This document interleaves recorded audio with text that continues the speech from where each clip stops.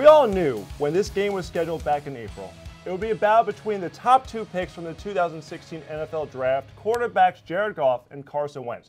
But today, it's so much more. Hello everyone, I'm Chris McPherson and welcome to the Kickoff Show presented by Axalta. I'm joined alongside Fran Duffy, and over the next 25 minutes or so, we're going to preview the Eagles-Rams showdown, a battle between two division leaders as playoff seeding is on the line. Fran, it's been quite a while since we've done a show following a loss. Yeah. Last week in Seattle, the Eagles were not able to get Russell Wilson off track.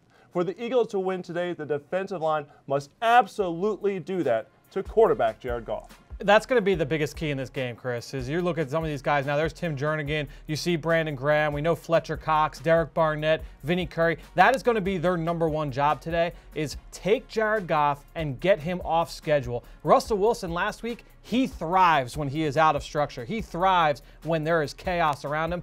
Make Jared Goff play that way because, honestly, from what I've seen on tape and what I'm sure this Eagles defense has seen on tape, that's not a strength of his game. You want to get him outside of his comfort zone. Fran, you've done such a thorough analysis of the Rams offense. Why is Jared Goff, much like Carson Wentz, taken such a big leap from year one to year two? Well, I think there's two big things when you look at this Rams team, and one has just been the scheme that Sean McVay and that coaching staff have put into place there with the Rams, and it's been such a huge turnaround from year one to year two for Jared Goff in that scheme. It's a very quarterback-friendly operation. They make things very well defined for him, a lot of run game, play action, try and take advantage of matchups. It's really good coaching and a lot of similarities in terms of what you see here in Philadelphia with the things that they ask him to do. And then the other thing is that they've been able to get the run game going, and they've added some pieces on the offensive line. They've been able to get things going a little bit more on the outside with some of the additions that they've brought in both through the draft, through free agency, and through trades.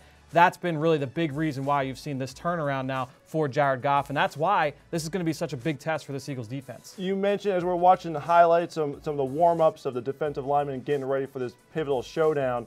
You mentioned Todd Gurley, the amazing running back. As much as we talk about Jared Goff, Gurley is really the player who makes the offense go. Yeah, it all starts with them with the run game, and that's when you look at Todd Gurley, one of the top running backs in the league, a former top 10 pick, a guy that can hit you with speed but also with power. He is a downhill one-cut running back. This scheme, however, Jim Schwartz, you want to call it the wide nine, whatever you want to call it, this scheme was built to defend the outside zone.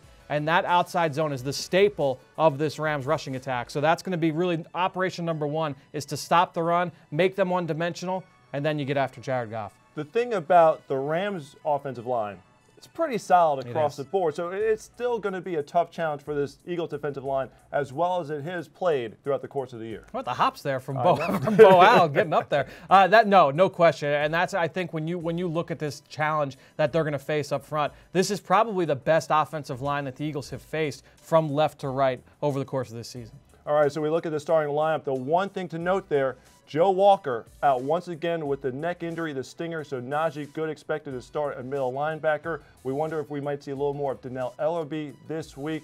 But outside of that, across the board, the Eagles defense is in place. So now we're going to transition to the offense side of the football.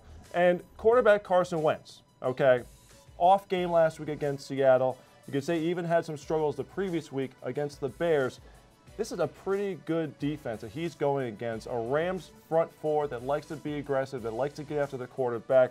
You look at the front seven, and they generate a lot of pressure, third in the league in sacks. What does Carson Wentz need to do to bounce back today against the Rams?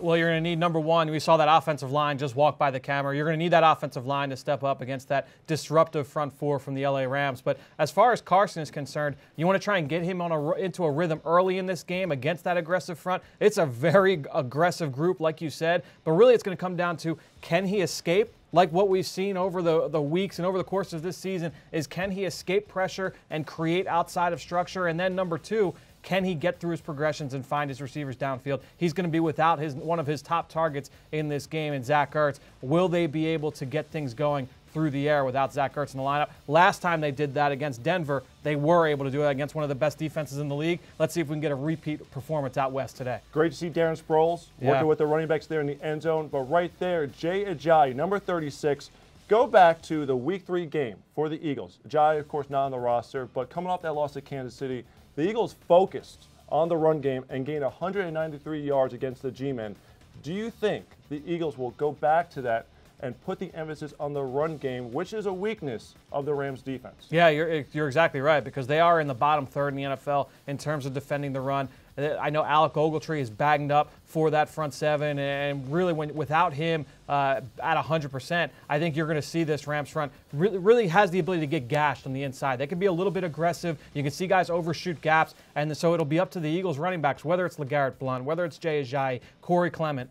They've got to be able to pick their way through trash, get downhill, pick up positive yardage. The Eagles should be able to generate 4, 5, 6 yards per carry against this defense on a consistent basis. Now, going back to Ajayi, he's had at most 9 carries in a game since he joined the Eagles from the Miami Dolphins. Do you think that they will make him more of the focal point of the offense today and make him the feature back? That's a good question. I'll be really interested to see. My guess would be that it'll still be LeGarrette Blount, as you see there with the starting lineups for the offense, that LeGarrette still listed as a starter. My guess is that he'll still see the lion's share of carries, but I really do think that you're going to see Jay Ajayi get a handful of carries in this game. And really, he's averaging, I think, over 9 yards a carry so far as an Eagle. He's been the big play guy in this backfield. I expect that to be the same today. Okay, as we saw the starting lineup, the one key player missing today, as Fran already alluded to, Zach Ertz out with a concussion. So Brent Selleck, you'll have Trey Burton in there.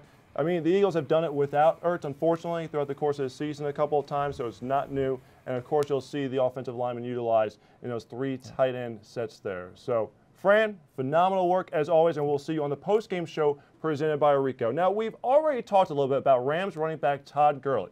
And even when he doesn't get the football, he's still a threat and someone who the defenses have to keep an eye on. For a detailed breakdown of the Rams' play-action pass game, let's bring in from our Eagles Game Plan show, Ike Reese and John Clark. All right, Ike, Sean McVay has stepped up as the youngest offensive coordinator, then head coach in the NFL, and wow, he is doing a great job calling plays. As we've seen with the Redskins the last couple of years, play action is a huge part of what the Rams do. Yeah, and it makes it difficult for a defense. When you got a good running game like the Rams have, those guys up front are going to be committed to that run play action. And it's going to be important for the guys on the back end to sort of stay disciplined. So let's take a look here, the Eagles versus the Cowboys. Even though Zeke is not in the game, we know the Cowboys are a team that likes to run the ball. So you get the play action here. Now we get a little bit of a misread by our linebackers up front. They decide they want to commit to this run game.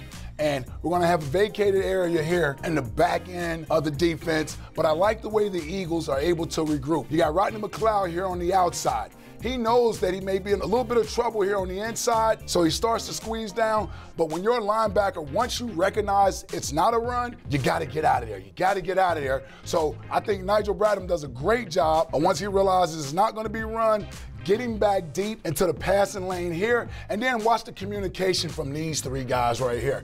You know, you're going to see Rodney McLeod, once he realizes that Nigel Bradham is picking up this inside route, he's able to help back here with the cornerback taking that away. Malcolm Jenkins comes down on Terrence Williams, and they're able to defend it perfectly, forcing Dak Prescott to hold the ball, allowing the defensive line to get there for the big sack.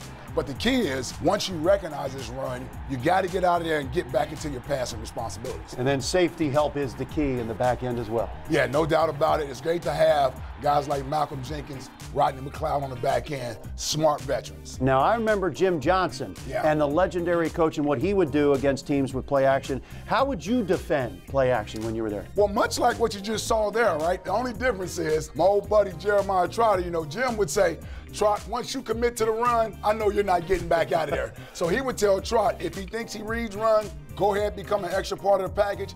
And now the outside linebackers, you almost have to kind of cover for that guy in the middle. Jim Schwartz doesn't necessarily do that, but that's the way Jim sort of adapted to having an aggressive middle linebacker like Jeremiah Trotter at 250 plus pounds. He knows he's not getting back out in the passing lane. He was just sending him out after the quarterback. Thanks so much, John and Ike. Tremendous news from around the NFL. The Carolina Panthers have stunned the Minnesota Vikings by a score of 31-24. So if the Eagles, or I really want to be confident, say when the Eagles beat the Rams today, they will reclaim the #1 seed in the NFC. Now, if you're following us on Facebook or Twitter, it's time for us to say goodbye. If you want to keep watching the show, you have to come on over to the Eagles app or PhiladelphiaEagles.com. In a little bit, we're going to have the team introductions, but up next, we're going to have Mel Reese and Mike Quick provide their players to watch right after these messages.